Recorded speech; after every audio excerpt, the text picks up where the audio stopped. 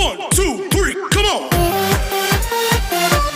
तो कैसे हैं आप लोग? यहाँ पे हम लोग पढ़ रहे थे पॉलिटी, और पॉलिटी में हम लोगों ने पिछली क्लास में क्या किया था। तो पिछली क्लास में हम लोगों ने राज्य के पुनर्गठन से संबंधित कुछ आयोग बनाए गए थे, उनके बारे में देखा था। तो एक बार मैं आपको रिवाइज कर देता हूँ। जैसे कि मैंने आपको बताया था कि जो राज्यों का पुनर्गठन होना था, जब हमारा स्वतंत्रता अधिनियम 1947 आया, उसके बाद हमारे देश के क्या है, दो भाग कर दिए गए, एक भारत और पाकिस्तान। ठीक है, तो उसके बाद जो हमारे भारत में मैं बोलूँ कितनी देसी रियासतें आई हुई थी, 552 देसी रियासतें आई हुई थी। तो देसी रियासतों को ब्रिटिश सरकार ने क्या तीन ऑप्शन दिए हुए थे, या तो वो भारत में शामिल हो सकते हैं, या पाकिस्तान में शामिल हो सकते हैं, या स्वतंत्र रह सकते हैं। तो जो हमारे यहाँ पे जो देसी रियासतें जो आई हुई थी, तो उनमें से 3 रियासतें जो थी, हैदराबाद, जूनागढ़ और कश्मीर, ये भारत में शामिल होने से मना कर रहे थे और बोल रहे थे कि हम स्वतंत्र रहेंगे। तो हैदराबाद को जो है पुलिस कार्रवाई के द्वारा भारत में मिलाया गया था, और जूनागढ़ को जो जनमत संग्रह के द्वारा, और वहीं अगर मैं बात करूँ कश्मीर को जो है कश्मीर विलय पत्र के द्वारा भारत में मिलाया गया था। और इनके विलय में सरदार वल्लभ भाई पटेल की अहम भूमिका रहती है। ठीक है, इसके बाद क्या होता है कि राज्यों का पुनर्गठन करना है, राज्यों के नाम रखने हैं। तो इसके लिए क्या किया जाता है, एक सबसे पहले जो धरा आयोग बनाया जाता है, मैंने आपको बताया था कल, एस के धर की अध्यक्षता में। ये आयोग क्यों बनाए जाते हैं? ये आयोग इसलिए बनाए जाते हैं कि क्योंकि हम राज्यों का नाम जो है भाषा के आधार पर रखें, या वहाँ पर प्रशासनिक अधिकारों के आधार पर नाम रखें। तो सबसे पहला आयोग जो बनाया गया था, वो बनाया गया था क्या, एस के धर आयोग। अपने बोलूँ धर आयोग, किसकी अध्यक्षता में बनाया गया था? तो एस के धर की अध्यक्षता में बनाया था। और इस आयोग ने क्या किया था, इस आयोग ने जो भाषाई आधार पर राज्यों के पुनर्गठन को अस्वीकार कर दिया था। ठीक है, और इसने बोला था कि प्रशासनिक रूप से राज्यों के नाम रखे जाने चाहिए। ठीक है, कब आया था ये आयोग? तो आपको याद रखना है, जून 1948 में आया था। वहीं अगर मैं बात करूंगा कि दूसरा जो आयोग आया था, वो आया था JVP समिति। इसमें क्या थे, 3 सदस्य थे, पंडित जवाहरलाल नेहरू, ठीक है, और सरदार वल्लभ भाई पटेल और पट्टाभी सिद्धारमैया। इन तीनों को मिला के जो JVP समिति बनाई गई थी, इस समिति ने भी यह बोला कि भाषा के आधार पर राज्यों का गठन करना सही नहीं है। ठीक है, तो ये आपको याद रखना है। और इसके बाद क्या होता है कि जो पूरे देश में, या तो मैं बोलूँ कि जो मैनली जो है मद्रास के रीजन में तेलुगु भाषी जो लोग थे, वो कोट्टू श्री रामल्लू के नेतृत्व में करते थे, आंदोलन कर देते हैं और आमरण अनशन करते हैं। तो इसमें क्या होता है, कोट्टू श्री रामल्लू की मृत्यु हो जाती है। उसके बाद क्या होता है, पहला हमारा भाषा के आधार पर आयोग पहला भाषा के आधार पर राज्य बनाया जाता है, जिसको बोला गया क्या, आंध्र प्रदेश। और कब बनाया गया था? तो आपको याद रखना है कि 1 अक्टूबर 1953 को बनाया गया था। ठीक है, और उस समय अगर ये पूछा जाए कि इसकी राजधानी क्या थी, तो वो थी कुर्नूल। ठीक है, तो यहाँ तक मैंने आपको पढ़ा दिया था कल। ठीक है, तो आज हम देखते हैं एक नया आयोग, इसका नाम क्या है, उसका नाम है फजल अली आयोग। ठीक है, फजल अली आयोग। तो फजल अली आयोग जो लोग क्या कर रहे थे कि जो 2 आयोग जो बनाए गए थे, उनके जो निर्णय आए हुए थे कि भाषा के आधार पर राज्यों का गठन नहीं करना है, तो वो आयोग, दोनों आयोग में लोगों ने विरोध किया। ठीक है, तो इसके लिए एक और नया आयोग बनाया गया। कब बनाया गया? आपको याद रखना है 1953 में बनाया गया था, दिसंबर 1953 में बनाया गया था। तो इस आयोग ने जो अपनी 1953 में बनाया गया था, इसमें कौन कौन था? तो इसमें जो अध्यक्ष थे वो थे फजल अली। ठीक है, इसलिए इसका नाम क्या रखा हुआ है, फजल अली आयोग रखा हुआ है। वहीं अगर मैं बात करूँ कि इसके 2 और सदस्य थे, तो आप याद रखें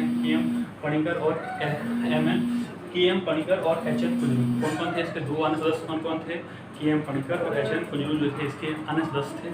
इस आयोग ने क्या किया, इस आयोग ने अपनी रिपोर्ट कब दी थी? तो आप याद रखना है, इस आयोग ने अपनी रिपोर्ट दी थी जुलाई 1956 में। इसने अपनी रिपोर्ट दी थी, और इसने क्या किया था, इस आयोग ने भाषा के आधार पर राज्यों का गठन को एक आधार माना। इसने क्या बोला, भाषा के आधार पर राज्यों का गठन किया जाएगा, लेकिन एक आधार माना उसको। ऐसा नहीं कि वहाँ पे और कोई भाषा नहीं बोली जा सकती, और कोई भाषा भी बोली जा सकती है, लेकिन उसने क्या बोला था कि एक राज्य में एक भाषा का कॉन्सेप्ट नहीं होगा, वहाँ पे और भी भाषाएं बोली जा सकती हैं, लेकिन जिसकी मेजोरिटी आता है उस हिसाब से वहाँ पे उस राज्य का नाम भाषा के आधार पर रख दिया जाएगा। ठीक है, तो ये आपको याद रखना है। फजल अली आयोग के बारे में आइए देख लेते हैं, फजल अली आयोग के बारे में। तो फजल अली आयोग के बारे में मैंने आपको बताया कि फजल अली आयोग कब आया था? तो 1953 में आया था, दिसंबर 1953 को आया था। 3 सदस्यीय एक राज्य पुनर्गठन आयोग था। ठीक है, 1953 में आया था, दिसंबर में। इस आयोग के अध्यक्ष कौन थे?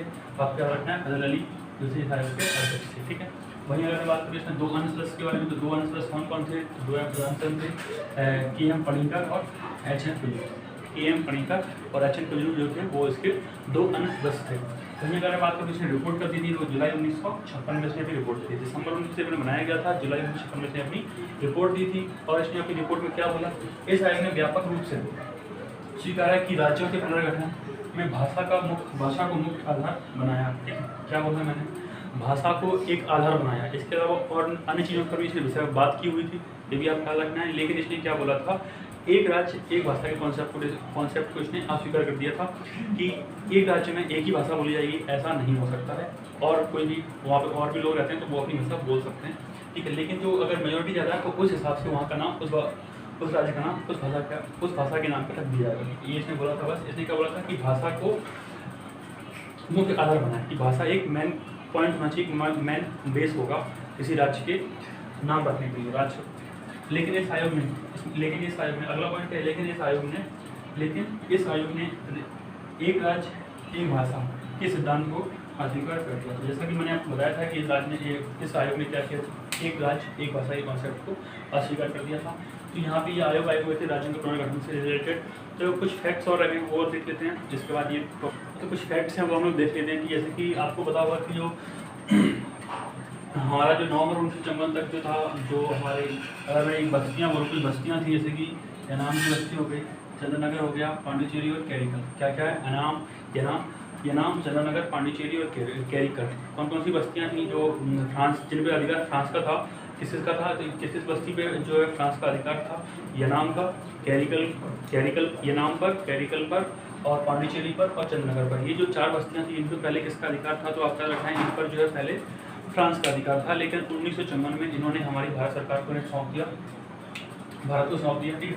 कब सौंपा, तो नवंबर 1954 में सौंप दिया गया था। और 28 मई 1956 को, ठीक है, 28 मई 1956 को एक संधि पर हस्ताक्षर करके इन सबको मिला के क्या बनाया, पांडिचेरी राज्य क्षेत्र बनाया गया। क्या बोला मैंने ये बोला कि नवंबर 1956 तक जो कैरिकल, चंद्रनगर, पांडिचेरी और क्या है यनाम, ठीक है, ये 4 बस्तियाँ जो थी, यनाम, कैरिकल, चंद्रनगर और पांडिचेरी, ये जो 4 बस्तियाँ जो थी, इन पे अधिकार किसका था, फ्रांस का था, फ्रांसी गवर्नमेंट का था। उन्होंने 1954 में या फिर नवंबर 1954 को जो है भारत को सौंप दिया। और 28 मई 1956 को एक संधि के थ्रू इनको भारत राज्य में शामिल कर लिया गया, और एक केंद्र शासित बनाया गया, किसके नाम से, पांडिचेरी के नाम से। जो आपको याद रखना है, ठीक है, पांडिचेरी संघराज्य क्षेत्र बनाया गया। ये पॉइंट क्लियर हो गया होगा आपको, ठीक है।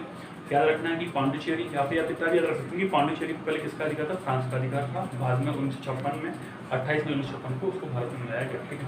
वही अगर दूसरी मैं बात करता हूँ कि गोवा, दमन व दीव को भारत में मिलाया गया, ठीक है। तो आपको याद रखना है कि भारत सरकार ने 18 दिसंबर 1961 को गोवा, दमन व दीव को पुर्तगालियों से मुक्त कराया, ठीक है। तो अगर मैं ये बोलूँ कि 18 दिसंबर 1961 तक, मैं बोलूँ कि दिसंबर 1961 तक गोवा, दमन व दीव पर किसका अधिकार था, पुर्तगालियों का अधिकार था। इसको दिसंबर 1961 में भारत ने इन पर कार्रवाई की और कार्रवाई के थ्रू इनको 12वें संविधान संशोधन द्वारा, याद रखना है कब, 12वें संविधान संशोधन के द्वारा भारत का अंग बनाया गया। क्या रखना है आपको कि दिसंबर 1961 की, अगर मैं बोलूँ 18 दिसंबर 1961 डेट नॉट से इम्पोर्टेंट, लेकिन दिसंबर 1961 तक आप याद रखोगे। दिसंबर 1961 तक गोवा, दमन व दीव पर किसका अधिकार था, तो आप बोल देना कि पुर्तगालियों का अधिकार था। भारत की सरकार ने कार्रवाई की और दिसंबर 1961 से इनको 12वें संविधान संशोधन के थ्रू भारत का अंग बनाया गया, किसको, गोवा, दमन व दीव को। वहीं मैंने आपको बताया था कि नवंबर 1954 तक जो पांडिचेरी, यनाम और कैरिकल, कौन चंद्रनगर, पांडिचेरी, यनाम और कैरिकल, ये जो 4 बस्तियाँ थी, इन पर फ्रांस का अधिकार था। और इनको नवंबर 1954 में फ्रांस सरकार ने भारत को सौंपा, ठीक है। और 28 मई 1956 को इनको सबको मिलाकर एक नए राजस्थान क्षेत्र बनाया गया, जिसको बोला गया पांडिचेरी। तो आपको 2 पॉइंट याद रखने हैं। पांडिचेरी पे किसका अधिकार था, पहले फ्रांस का अधिकार था, बाद में क्या कब लाया गया भारत में, तो आप याद रखना है कि 1956 में 28 में 1956 को एक संधि के थ्रू। वहीं अगर बोला जाए कि गोवा को कब लाया गया, गोवा दमन व दीव को भारत में कब लाया गया, तो आप याद रखना है 18 दिसंबर 1961 को, ठीक है। 18 दिसंबर 1961 को भारत में मिलाया गया। कौन से संविधान संशोधन के थ्रू मिलाया गया, तो 12वें संविधान संशोधन के थ्रू मिलाया गया। और वहीं अगर मैं बात करूँ इन पे पहले किसका अधिकार था, तो गोवा, दमन व दीव पे पुर्तगालियों का अधिकार था। अब हम यहाँ पर देख लेते हैं कि वर्तमान में कितने हैं, तो वर्तमान में हमारे 28 राज्यों और 8 केंद्र शासित प्रदेश हैं। आपको याद रखना है। अगर कोई पूछे आपसे कि अभी नया स्टेट कौन सा बना है, तो आप याद रखें तेलंगाना सबसे नया स्टेट बना था। कब बना था, 2 जून 2014 को बनाया गया था, तेलंगाना नया स्टेट बना था। अगर कोई आपसे पूछे कि नए केंद्र शासित प्रदेश कौन बनाए गए हैं, तो आप याद रखना है नए केंद्र शासित प्रदेश जम्मू कश्मीर और लद्दाख बनाए गए 31 अक्टूबर 2019 से लगभग ये बनाए गए। तो आपको क्या याद रखना है कि हमारे यहाँ पे प्रेजेंट में कितने राज्य हैं, 28 राज्य हैं, ठीक है। कितने राज्य हैं, 28 राज्य हैं। वहीं अगर हम बात करें केंद्र शासित प्रदेशों की, तो केंद्र शासित प्रदेश कितने हैं, 8 हैं। लोगों को कन्फ्यूज रहता है कि 9 केंद्र शासित प्रदेश हो गए, क्यों? क्योंकि लोगों को लगता है कि जो हमारा जो जम्मू कश्मीर और लद्दाख के थे, तो 2 नए केंद्र शासित प्रदेश बनाए गए। मैंने आपको बताया कि यहाँ पे जम्मू कश्मीर से लद्दाख 31 अक्टूबर 2019 से नए केंद्र शासित प्रदेश बनाए गए। तो लोगों को लगता है कि 9 केंद्र शासित प्रदेश हो गए, लेकिन नहीं, ऐसा नहीं है। हमारे यहाँ पे केंद्र शासित प्रदेश जो हैं वो हैं 9 की जगह कितने हैं, 8 ही हैं। क्यों हैं? क्योंकि जो गणतंत्र दिवस जो हमारा अभी हुआ था 26 जनवरी 2020 को, तो उसमें क्या किया गया था कि जो दादर नागर हवेली दादर नागर हवेली और दमन व दीव को एक साथ मिला दिया गया था, एक विलय कर दिया गया था, ठीक है। 2 केंद्र शासित प्रदेशों का एक साथ विलय कर दिया गया था गणतंत्र दिवस पर। कौन से गणतंत्र दिवस पर? अभी वाले गणतंत्र दिवस पर, जो हुआ था 26 जनवरी 2020 को, उस पर, ठीक है। आपको याद रखना है किसका किया गया था, दादर नागर हवेली व दमन व दीव का। क्या याद रखना है, हमारे यहाँ पे नए केंद्र शासित प्रदेश कौन बने हैं, तो आप याद रखना जम्मू कश्मीर और लद्दाख नए केंद्र शासित प्रदेश बने हुए हैं। कब बने हुए हैं? 31 अक्टूबर 2019 को। और इसके साथ ही आपको याद रखना है कि हमारे गणतंत्र दिवस पर दादर नागर हवेली व दमन व दीव का क्या किया गया था, एक ही केंद्र शासित प्रदेश को विलय कर दिया गया था उनको, और एक ही केंद्र शासित प्रदेश बनाया गया, ठीक है।